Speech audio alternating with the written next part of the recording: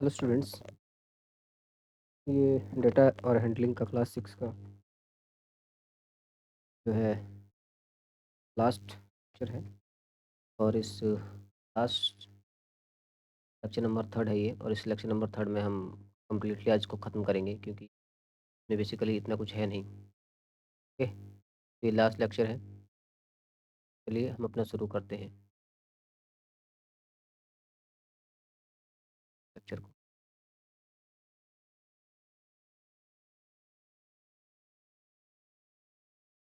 Okay, तो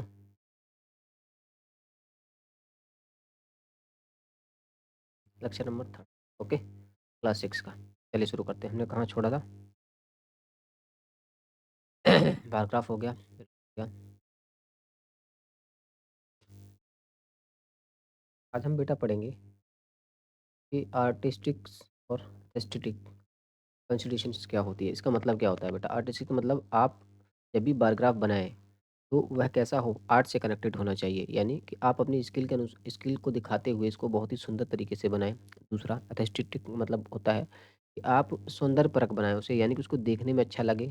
ठीक है, जब आप उसे पढ़ रहे हो तो उसको पढ़ने में भी कोई दिक्कत ना हो। ठीक, यानी कि हमने प्रीवियस सेक्शन में पढ़ा, प्रीवियस क्लास में हमने ये देखा कि there are some other more artistic aspect one can consider when preparing visual presentations of data to make them more interesting and effective.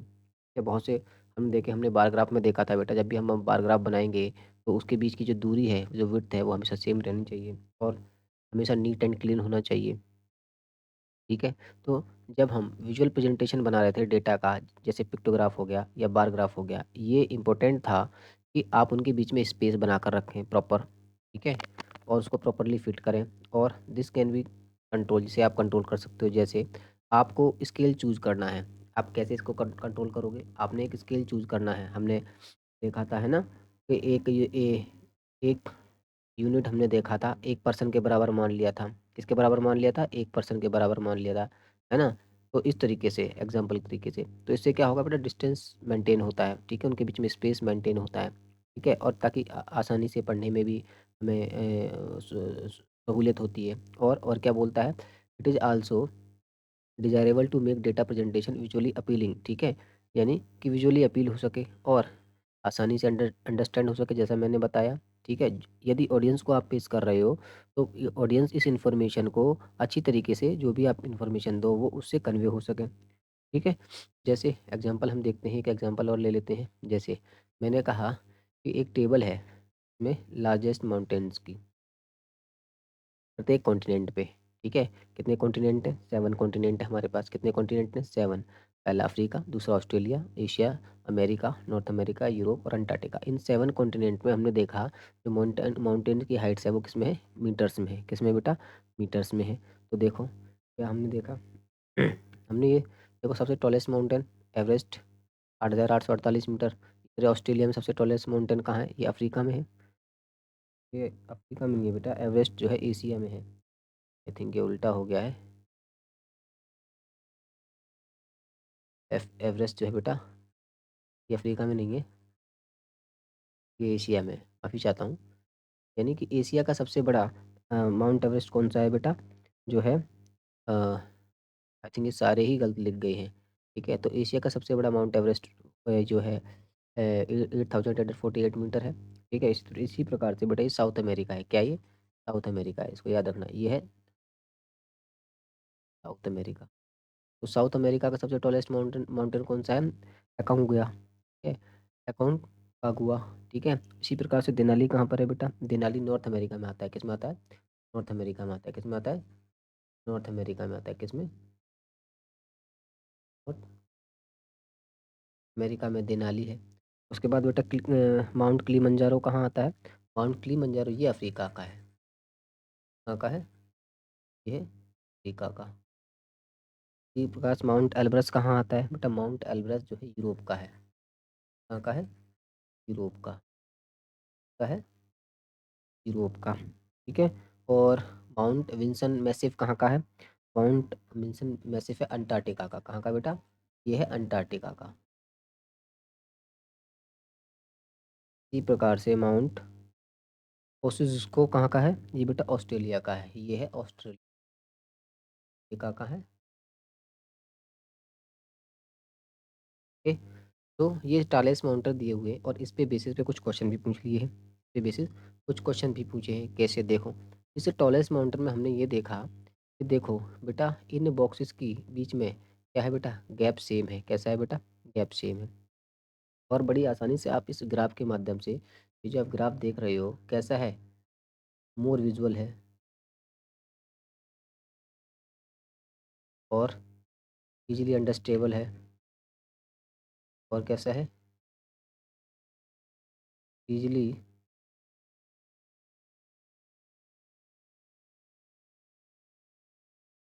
देखो ये है कैसा ग्राफ, मोर विजुअल है। आप बड़ी आसानी से इसको देख सकते हो और इजीली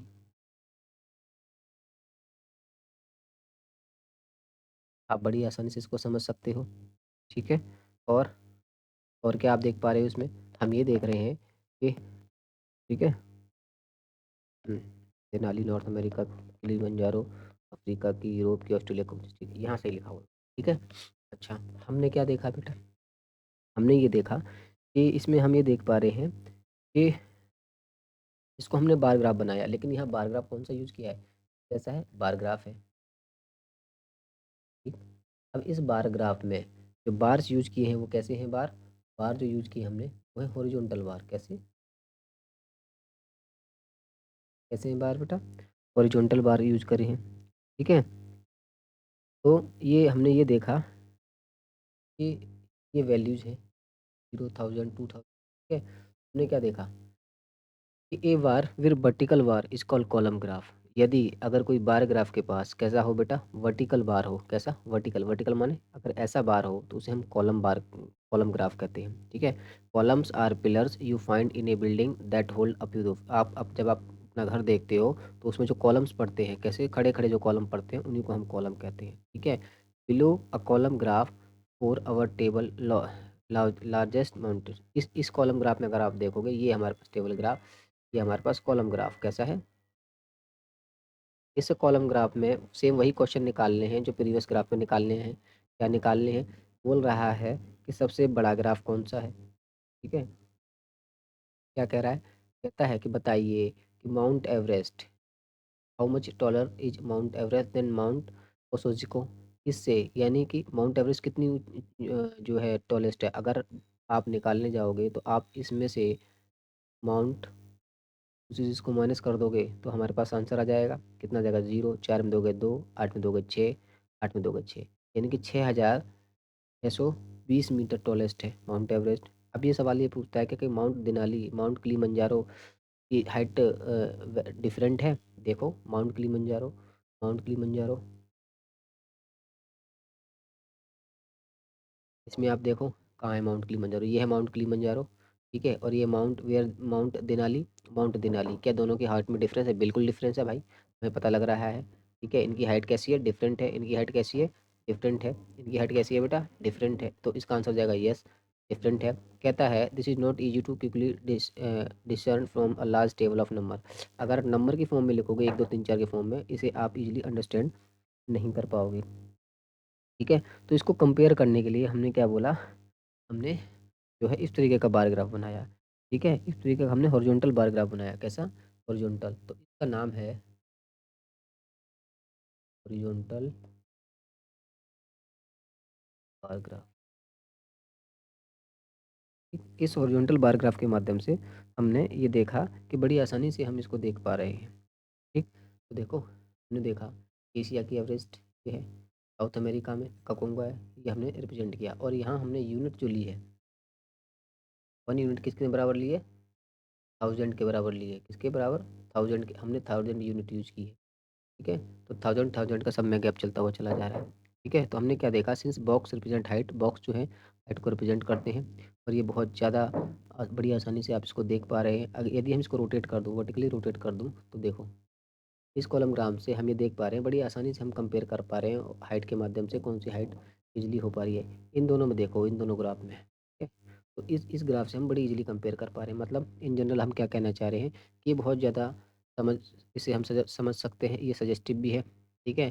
ताकि इससे बहुत ज़्यादा कैसा है ये बेटा, हाइट को रिप्रेजेंट कर रहा है। बड़ी ईज़िली हम हाइट पता लगा सकते हैं कौन-सा जो है हमारा जो है माउंटेन बड़ा है, कौन-सा छोटा है, ठीक है? इसी तरीके से हमने देखा कि length are parallel to the ground, ठीक है?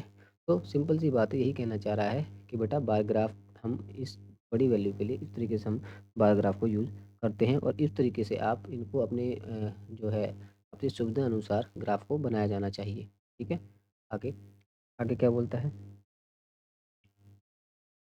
हाँ, सवाल पूछता है कि if you wanted to visually represent the data of height of tallest person in each class in your school, would you use a graph with vertical bars और horizontal bars? ठीक है? अगर वो आपसे पूछता है कि यदि आप, ठीक है, आपके स्कूल में बेटा स्टूडेंट्स हैं, उन स्टूडेंट्स की आप हाइट्स लेते हो, अब उसमें आप सबसे टॉलेस्ट पर्सन दिखाना चाहते हो, तो आप कौन-सा ग्राफ यूज़ करोगे? आप वर्टिकल बार्स यूज़ करोगे या हॉरिजॉन्टल बार्स यूज़ करोगे? और ऐसा करोगे तो क्यों करोगे? याद रखना, वर्टिकल बार यूज़ करेंगे, क्यों? क्योंकि बेटा बहुत ज़्यादा इंट्यूटिव होते हैं, सजेस्टिव भी होते हैं और विजुअली अपीलिंग होते हैं। बड़ी आसानी से हम इनको देख के पता लगा पाते हैं, ठीक है? और that are measured upward from ground, यानी कि ग्राउंड से ऊपर की तरफ नापे जाते हैं, ठीक है? Using graph that have vertical bar और कॉलम, ठीक है? तो वर्टिकल बार्स होते हैं या हम उनको कॉलम कहते हैं, यानी कि बेटा ये ग्राउंड से शुरू होते हैं और ऊपर तक जाते हैं, तो इनको हम बड़ी आसानी से विजुअलाइज़ कर सकते हैं, ठीक है? इसलिए हम क्या हॉरिजॉन्टल बार्स की जगह वर्टिकल बार लेंगे। अब ये कहता है कि if you were making a table of longest river in each continent and their length, would you prefer to use a bar graph और विद वर्टिकल बार और विद हॉरिजॉन्टल बार? यानी यदि आप अपनी क्लास एक प्रत्येक अभी आप प्रत्येक कॉन्टिनेंट उठाते हैं, उस कॉन्टिनेंट में अगर नदियों की लेंथ लेते हैं, अब उन लेंथों को बार ग्राफ के माध्यम से आप वर्टिकल बार में या हॉरिजॉन्टल बार में लगाओगे। यदि ऐसा है तो क्यों? ठीक है? कैसा? देखो, हम हमेशा इसमें हॉरिज़ॉन्टल बार लेंगे। क्या लेंगे? हॉरिज़ॉन्टल बार लेंगे। क्यों? हम यहाँ लेंथ को दर्शा रहे हैं। किसको बेटा? लेंथ को दर्शा रहे हैं और लेंथ हमेशा ग्राउंड के पैरेलल होती है। लेंथ हमेशा ग्राउंड के पैरेलल होती है और हाइट किसके पैरेलल होती है बेटा? हमेशा ग्राउंड से ऊपर की ओर उठ रही है। ठीक है? तो इसलिए हम जो है माउंट्स को हमेशा हम कॉलम ग्राफ में दर्शाएँगे। तो जब हम रिवर की बात करेंगे तो रिवर के केस में क्या होता है बेटा? नदियाँ हमेशा कैसी? पैरेलल चलती हैं, तो इसकी लेंथ कैसी होती है? पैरेलल होती है ग्राउंड के। तो इसीलिए ये बेस्ट वे है बार ग्राफ में हॉरिज़ॉन्टल ग्राफ को हम रिप्रेजेंट करने के फॉर्म में। आई होप आपको समझ में आया होगा। ठीक है? ठीक? अभी देखो,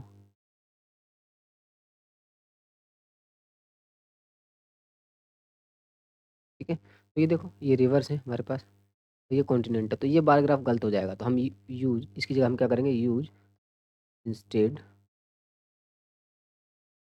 ये कैसा है? कॉलम ग्राफ है।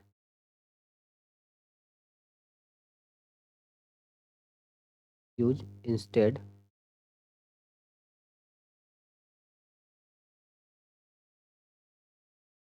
Use horizontal bar graph instead of this. I hope आपको समझ में आया होगा। इसके अलावा आप क्या ग्राफ यूज़ किए। अब आते हैं इन्फोग्राफिक्स क्या होती है? देखो, जब आप डेटा को विजुअलाइज़ कर रहे हो, ठीक है? और इस तरीके से विजुअलाइज़ कर रहे हो बार ग्राफ की फॉर्म में और इसे आप बहुत अच्छे सुंदर तरीके से दर्शाना चाहते हो और बहुत ज़्यादा एक्सटेंसिव आर्टिस्ट के साथ और विजुअल इमेजरी इमेजरी यानी पिक्चरों के माध्यम से दर्शाना चाहते हो, तो ऐसी इन्फॉर्मेशन को हम कहते हैं इन्फॉर्मेशन ग्राफिक्स या इन्फोग्राफिक्स फॉर शॉर्ट। ऐसी इन्फॉर्मेशन को हम क्या कहते हैं? Infographics for short. यानी जैसे, अब इसका मकसद क्या है बेटा? इसका मकसद है कि ऑडियंस का अटेंशन सीधा-सीधा ग्राफ की तरफ लाना, ठीक है? जो अटेंशन है अट्रैक्टिव हो और एंगेजिंग विजुअल्स हों, जो भी आप पेश कर रहे हो स्क्रीन पे या जो भी आप दिखा रहे हो ग्राफ के माध्यम से, उससे ऑडियंस एंगेज रहे, उससे कहीं भागे ना और ताकि आप इन्फॉर्मेशन को कम्युनिकेट कर सको बहुत आसानी से, बहुत क्लियरली और बहुत जल्दी, ठीक? जैसे हम प्रीवियस टेबल में जाते हैं, ठीक है? हमने देखा कि टॉलेस्ट माउंटेन हमने देखा, ईच कॉन्टिनेंट का। हमने क्या काम किया बेटा? टॉलेस्ट माउंटेन के लिए हमने वर्टिकल बार्स लिए थे, क्योंकि हमने देखा था जो हाइट है नीचे से ऊपर जाती है, तो अपनी सुविधा अनुसार हम देखेंगे हॉरिजॉन्टल बार ग्राफ ना लेके वर्टिकल बार ग्राफ लेंगे, ठीक है? ताकि हम माउंटेन्स को इंडिकेटिव फॉर्म में दर्शा सकें, ठीक? बट इंस्टेड ऑफ रेक्टेंगल, अब अगर आप बात करो उस फॉर्म में हमने क्या देखे थे, वो रेक्टेंगल के फॉर्म में थे, लेकिन पहाड़ कैसे होते हैं बेटा, त्रिकोणीय फॉर्म में होते हैं, इस तरीके से होते हैं, है ना? त्रिकोणीय फॉर्म में होते हैं।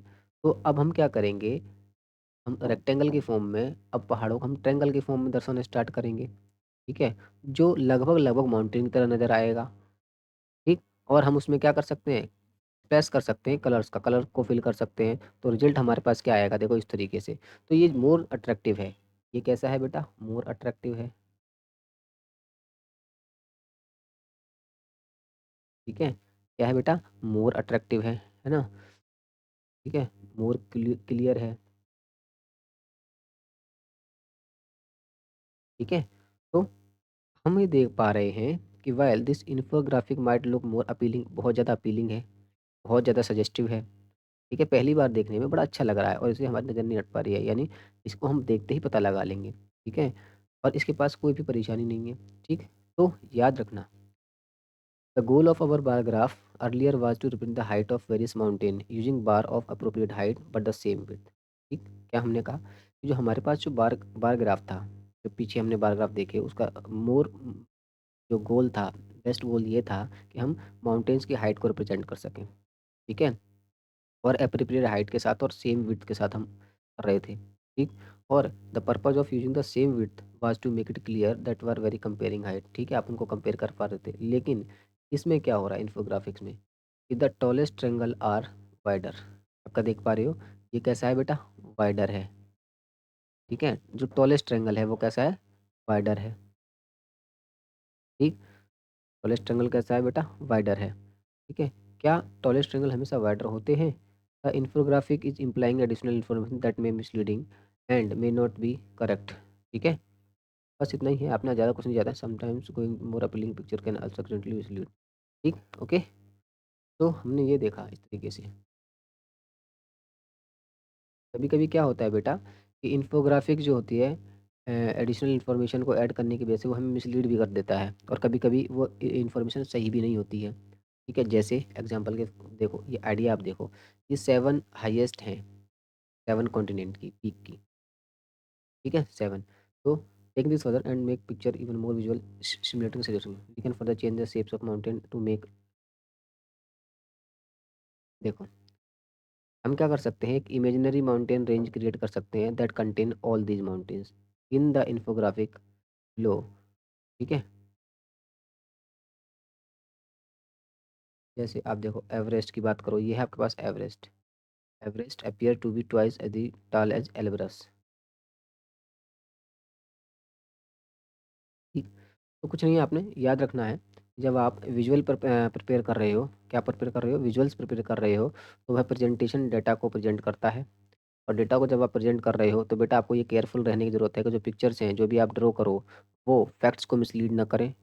तो और इन जनरल ये इम्पोर्टेंट है और ये केयरफुल रहना है कि जब भी आप जब it is important to be careful when making और reading infographics so that we do not mislead or intent audience and we ourselves are not mislead, ठीक है?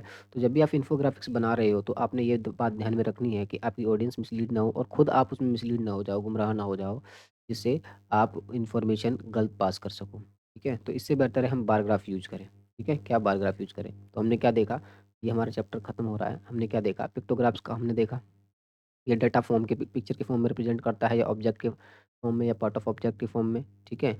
Each picture represent a frequency which can be 1 और मोर, ठीक है? प्रत्येक picture की एक या एक से ज़्यादा फ्रीक्वेंसी हो सकती है जिसे हम स्केल कहते हैं, ठीक है? बार ग्राफ हमने देख लिया, बार ग्राफ क्या होता है? Bars of uniform width, width कैसी होती है बेटा? यूनिफॉर्म होती है, ठीक है? द लेंथ और height that indicate the total frequency of occurrence, ठीक? और स्केल हमने इसमें यूज़ करते हैं ताकि लेंथ जो कन्वर्ट हो रही है, हाइट जो कन्वर्ट हो रही है उसकी फ्रीक्वेंसी बार-बार हो, ठीक है? हम एप्रोप्रिएट स्केल को चूज़ करके इसके लिए पिक्टोग्राफ के लिए या बार ग्राफ के लिए हमें एप्रोप्रिएट स्केल चूज़ करना पड़ेगा ताकि हम एक्यूरेटली और इफ़ेक्टिवली क्या करें, इन्फॉर्मेशन को पहुंचा सकें या डेटा को पहुंचा सकें या डेटा को विजुलाइज जो है पेपर पर विजुलाइज कर सकें, ठीक है? दूसरा एस्पेक्ट है ग्राफ का, contribute it's effectiveness, visual appeal, ठीक है? उनमें आप कलर डाल दो, जो भी आप कलर यूज़ कर रहे हो, और कलर हमेशा कैसे होने चाहिए बेटा? लाइट होने चाहिए, हमेशा लाइट कलर यूज़ करने हैं, कभी भी डार्क कलर यूज़ नहीं करने हैं, ठीक है? चाहे वह ग्राफ वर्टिकल हो चाहे हॉरिजॉन्टल हो, ठीक है? विजुअल प्रेजेंटेशन जो है बनाते समय डेटा का याद रखना है वह कैसा हो, फैंसी हो and can also sometime misleading, ठीक है? अगर आप डेटा को फैंसी बनाओगे तो कभी-कभी क्या होगा बेटा, वह मिसलीड कर सकेगा, ठीक है? By reading pictograph and biograph accurately we can quickly understand make inference about the data presented. जो भी आप डेटा प्रेजेंट कर रहे हो उनमें आप अंतर पता लगा सकते हो पिक्टोग्राफ के माध्यम से और बायोग्राफ के माध्यम से एक्यूरेटली हम अंडरस्टैंड करने के लिए। तो हमने 2 पढ़े इसमें, पहला हमने पढ़ा पिक्टोग्राफ, आपके सिलेबस में केवल पिक्टोग्राफ है, दूसरा है बार ग्राफ। बार ग्राफ में भी 2 होते हैं, कॉलम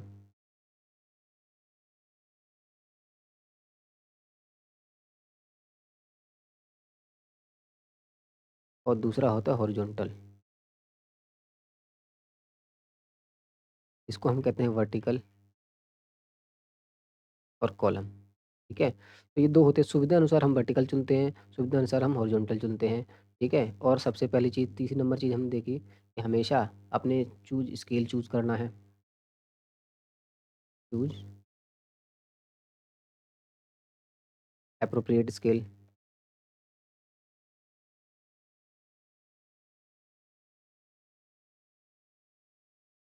ठीक है?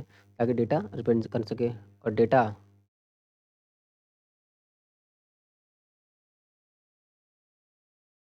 Width of bars should be uniform होनी चाहिए, ठीक है? शुड बी यूनिफ़ॉर्म, ठीक? इस तरीके से होनी चाहिए। तो आज का लेक्चर ये खत्म होता है और आपका चैप्टर भी खत्म होता है। ये पूरा थ्योरेटिकल पार्ट था बेटा। आई होप आपको समझ में आया होगा इस चैप्टर के बारे में।